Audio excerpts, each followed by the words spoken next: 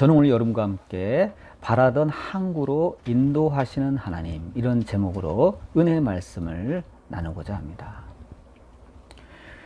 우리가 하나님을 믿는 성도로 이 세상을 살아갈 때 나름대로 우리들의 고민이 있습니다. 그것은 우리의 인생이 결코 녹록하지 않다는 거예요. 따라서 우리가 인생이 크고 작은 어려운 이러한 일들을 만날 때마다 과연 주님은 내 사정을 아실까, 내 처지를 아실까 하고 생각할 때가 있습니다. 그런 의미에서 우리가 같이 읽은 본문 마가복음 4장에 나오는 이 광풍 사건은 우리 인생의 축소판이다, 이렇게 말할 수가 있습니다. 근데 흥미로운 것은 이 마가복음 이 4장에 나오는 이 광풍 사건과 아주 유사한 사건이 시편 107편에도 나온다는 것입니다. 우리가 살펴보면 그 주제와 내용이 너무나 유사하다는데 놀라움을 금할 길이 없습니다. 그래서 이 시간에는 이 두 사건의 그 차이점과 이 공통점을 우리가 관찰하면서 은혜를 나누고자 합니다. 그럼 먼저 우리가 잊지 말아야 할 사실이 있어요. 그것은 뭐죠? 주님은 약속을 지키시는 분이라는 것입니다. 우리 인간은 약속하고 나서도 약속을 어길 때가 있죠. 뭐 고의적으로 어기는 사람이 몇 명 되겠어요. 그러나 뭐 사정 때문에 미루기도 하고 또 취소하기도 합니다. 그러나 우리 주님의 특징은 뭐죠? 우리 주님 입에서 한번 나간 말은 주님은 꼭 지키세요. 그러니까 여러분, 우리 주님이 하신 말씀은요, 빈말이 없어요. 그냥 한번 해본 소리야. 이게 없어요. 주님은. 왜냐하면 주님은 그 속성상 정의로우시기 때문에 스스로 본인이 하신 말씀에 매이십니다. 그럼에도 불구하고 우리는요, 약속의 말씀을 잊고 살 때가 참 많아요. 주님은 이 세상에 계실 때 뭐라고 했죠? 제자들에게 내가 세상 끝날까지 너희와 항상 함께 있으리라. 항상 함께 있겠다 그래요. 이게 참 대단한 말씀입니다. 그 약속은 지금도 유효합니다. 너무나 다행이에요. 우리는 인생이라는 이 배 안에서 예수님께서 항상 우리와 함께 계신다는 사실을 잊지 말아야만 합니다.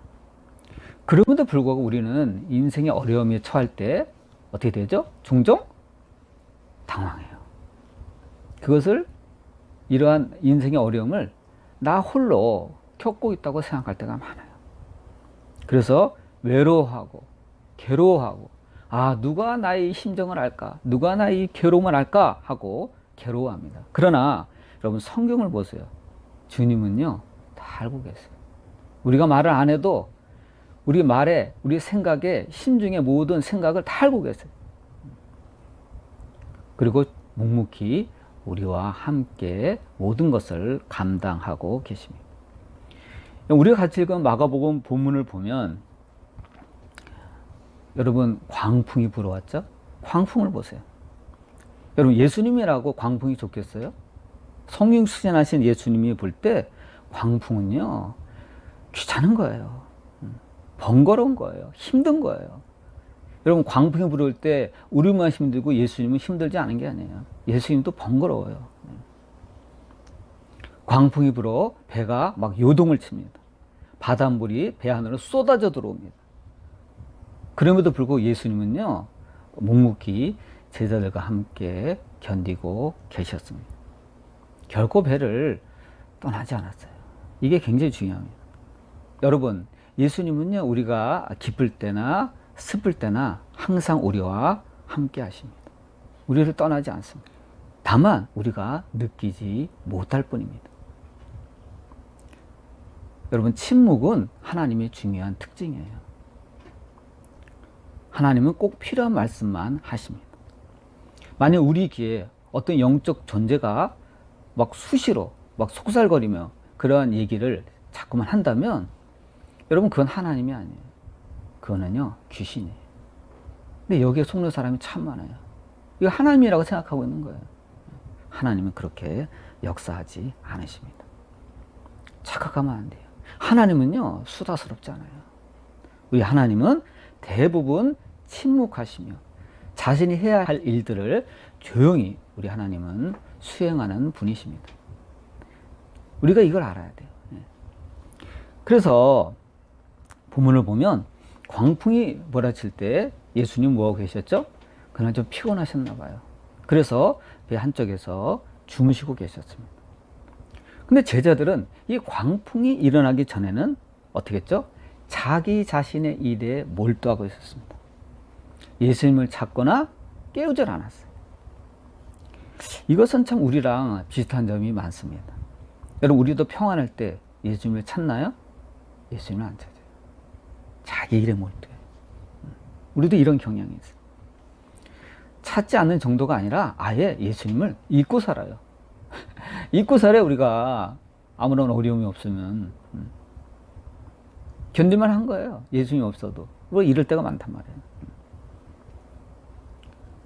6일 동안 자기 일에 빠져 사는 거예요. 주일날 겨우 생각해냅니다. 아, 나한테는 예수님이 있었지. 마치 잊어버린 물건을 찾듯이 주님을 챙기기 시작합니다. 그리고 교회를 나오는 거예요. 만약 여러분 교회가 한 달에 한 번 예배를 드린다면 그건 아마 끔찍할 거예요. 대부분의 사람들은 세상에 팔려서 세상 속으로 떠내려갈 수도 있습니다. 우리가 만약 한 달에 한 번 예배를 드린다.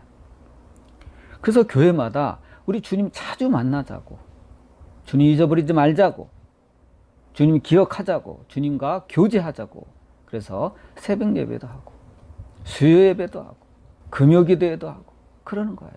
우리가 이거를 알아야만 합니다. 이처럼 우리가 주님의 만나는 일보다 자기 일에 너무 깊이 빠져 있다는데 문제가 발생하는 겁니다.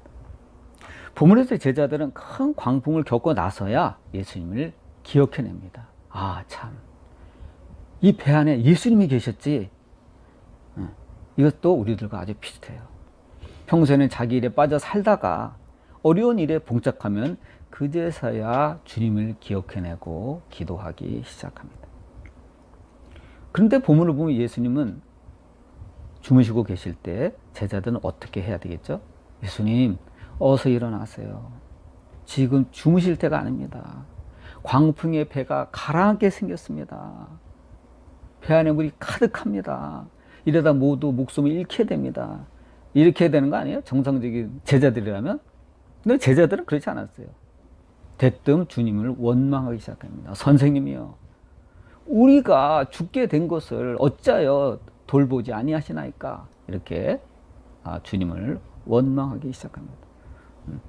주님 걱정보다 자기들 목숨 걱정보다 하는 거예요. 이게 우리 인간이 지닌 원초적이고 아주 근본적인 이기적인 속성입니다. 근데 이것도 우리랑 비슷해요. 우리도 원치 않는 어려움을 겪게 되면 쉽게 주님을 원망하는 그런 마음이 속에서 막 올라옵니다. 주님이 왜 나를 구해 주시지 않지? 내가 주님을 믿고 섬긴 지가 얼마나 오래됐는데 내가 어려움을 겪고 있는 것을 주님은 알기나 아실까? 모르시는 거 아니야? 하고 주님을 원망하고 투덜거립니다.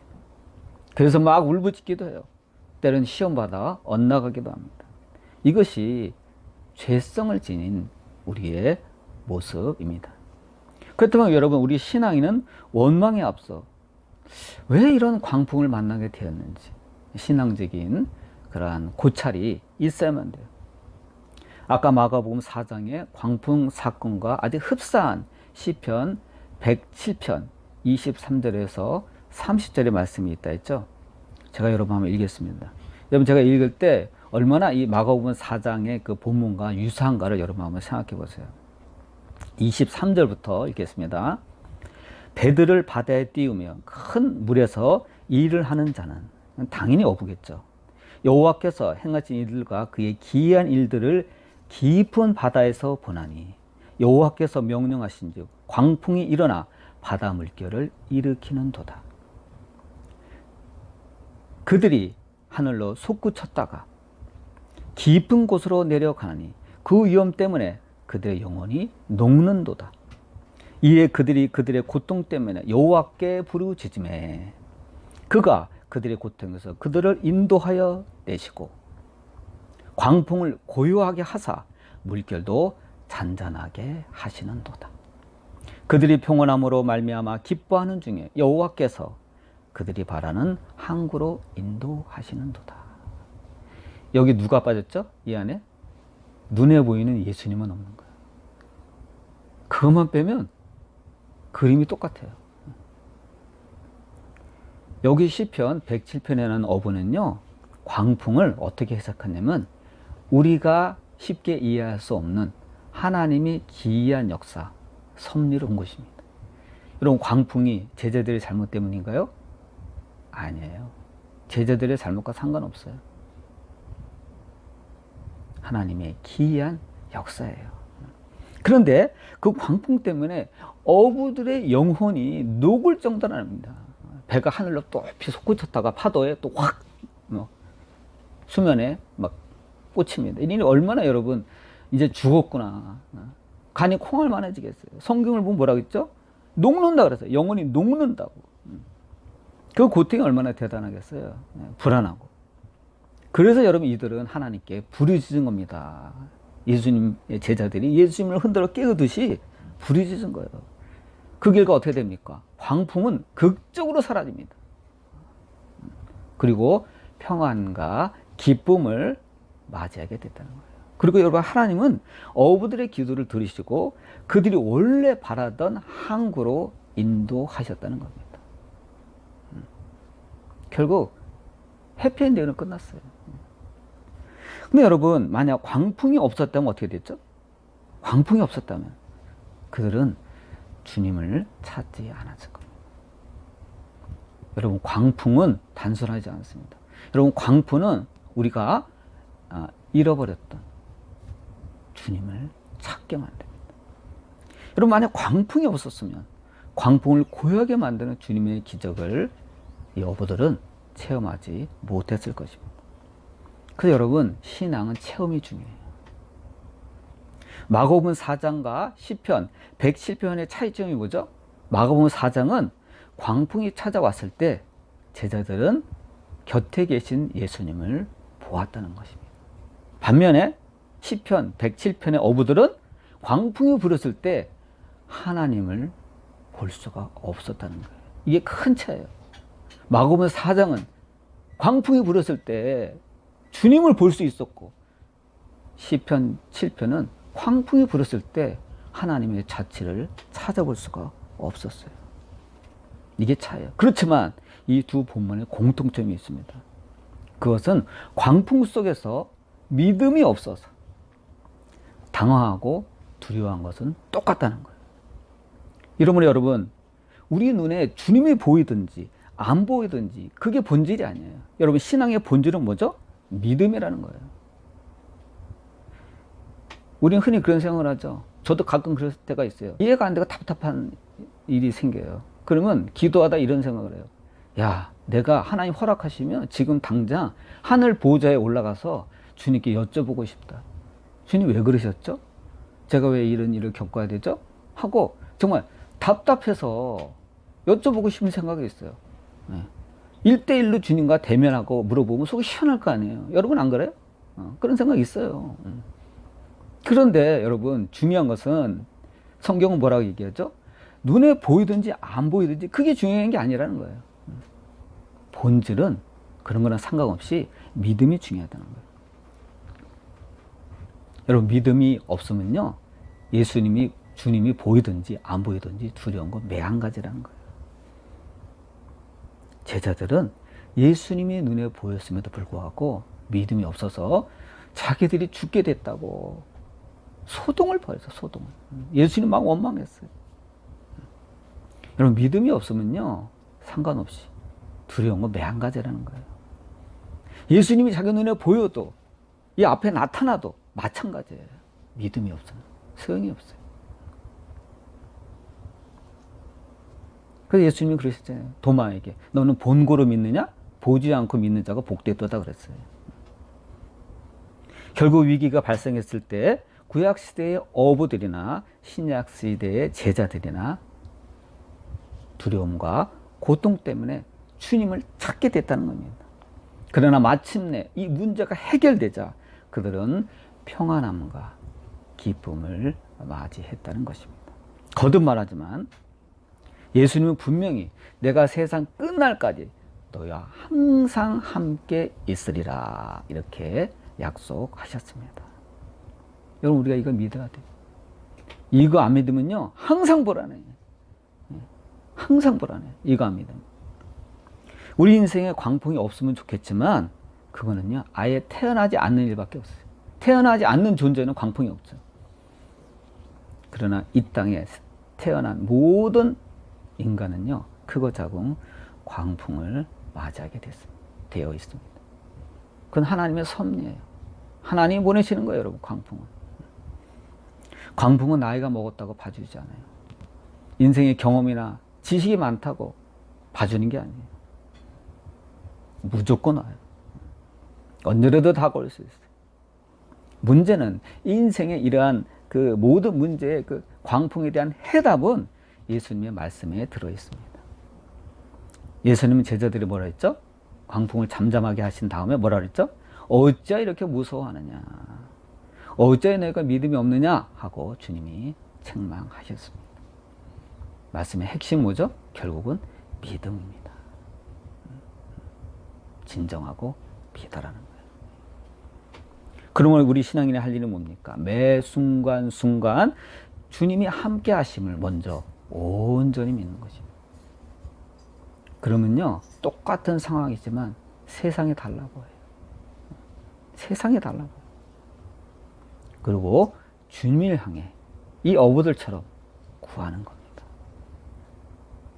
인생의 파고를 잔잔케 해달라고. 부디 시편 107편에 나오는 내용대로 오직 믿음으로 바라던 인생의 항구에 모두가 무사히 도착하는 하나님의 인도하심을 받는 저와 여러분 되시기를 주님의 이름으로 축원드립니다. 기도하시겠습니다.